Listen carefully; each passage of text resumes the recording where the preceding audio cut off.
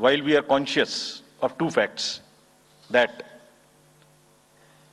the social media helps us in taking out our outreach programs. जितना हम youth, women, voters को अपने पास लाने की कोशिश करते हैं, उस मीडियम को यूज करते हैं. We are also conscious that on social media, in democracy, there is a full freedom to criticize anybody, including criticizing us. Why not?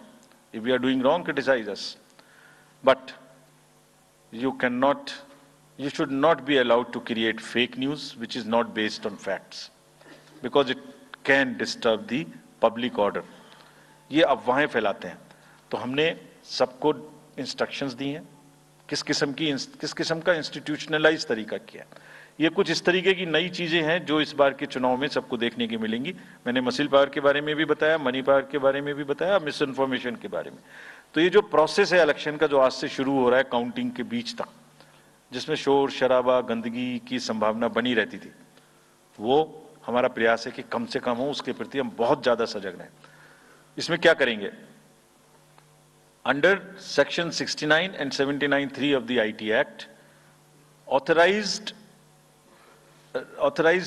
authority of each state is empowered to ask for takedown of the social media posts. In almost all states, authorized officials have been appointed or are being appointed. In each district, we have done thorough trainings as to how to deal with this kind of a menace. So this is on the preventive side. But there is also a promotional side.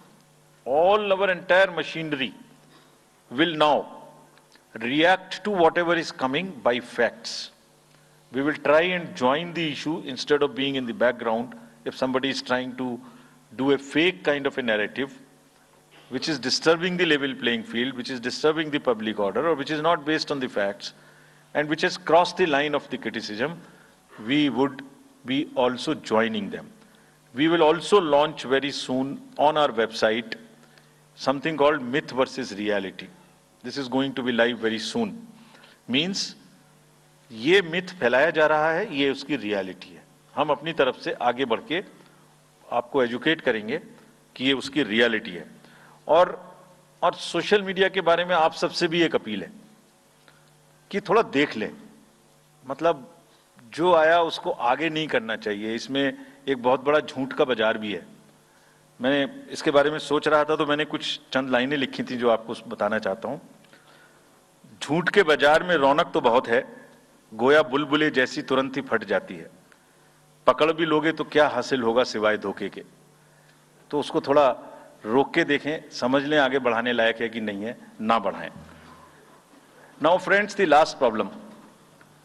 चुनाव के दौरान हमारे सामने एक और बहुत बड़ी समस्या है, और वो समस्या है चुनावी प्रक्रिया का पॉलिटिकल डिस्कोर्स का घटता हुआ स्तर, जिसमें as we call it, it's a plummeting level of the political discourse.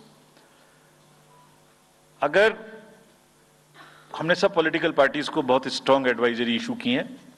आप पूछेंगे कि एडवाइजरी तो दी, उसके बाद एक्शन क्या होगा, उसका भी जवाब मैं आपको दूंगा. एडवाइजरी इशू की हैं जो भी पिछले 11-12 इलेक्शंस में, एक्चुअली जो पिछले 5 साल में जितने भी एमसीसी के वायलेशंस होते रहे, उसको हमने इकट्ठा करके एक फाइनल एडवाइजरी दी है before the 24. So this is how we have set our grounds, and what we have done in that, we have set, we are putting political parties on notice. Means we have asked political parties to give copy of our guidelines to each star campaigner. Political parties के जितने भी बड़े नेतागण star campaigners हैं जो campaigning करेंगे, उनके व्यक्तिगत नोटिस में हमारी गाइडलाइंस ले आइए. ये जिम्मेदारी हमने पॉलिटिकल पार्टीज को दी है. So now what is happening, we have put them on notice and we will presume knowledge of the guidelines. These are the two fundamental changes which we have made silently. People were asking, you issued so many notices last time, did nothing. You left it at that. That was a moral censor. Now we will go beyond. We will go beyond, and here we have said we will also look at the past. We will also look at the history. We might look at a calibrated approach dealing with the MCC violations, which may be, जो MCC violations किस प्रकार की हो सकती हैं?